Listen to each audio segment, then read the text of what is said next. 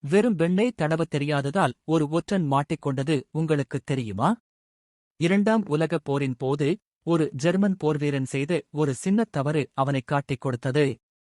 அவன் வெண்ணெயை ரொட்டியின் ஓரங்களில் இருந்து உள்நோக்கித் தடவினான். இதைக் கண்ட அவனது நண்பர்களுக்கு சந்தேகம் வந்தது. உண்மையில் ஜெர்மனியர்களுக்கு வெண்ணெயை நடுவிலிருந்து வெளிநோக்கித் தடவத்தான் சொல்லிக் கொடுக்கப்படும். அவன் மீண்டும் அதே தவறை செய்தபோது அவன் ஒரு ஒற்றன் என்பது உறுதியானது. இதேபோல் ஒரு அமெரிக்கப் போர்வீரனும் இராணுவ விதிப்படி ஒதுக்கப்பட்ட இடத்தில் துப்பாததால் மாட்டிக்கொண்டான். முதல் உலகப் போரில் மற்றொரு ஆச்சரியம் நடந்தது. குறிபார்த்துச் சுடும் ஸ்னைப்பர்கள் தங்கள் துப்பாக்கியின் ஸ்கோப்பில் இருந்த உலோகக் கம்பிகளுக்கு பதிலாக சிலந்தி வலைகளைப் பயன்படுத்தினார்கள்.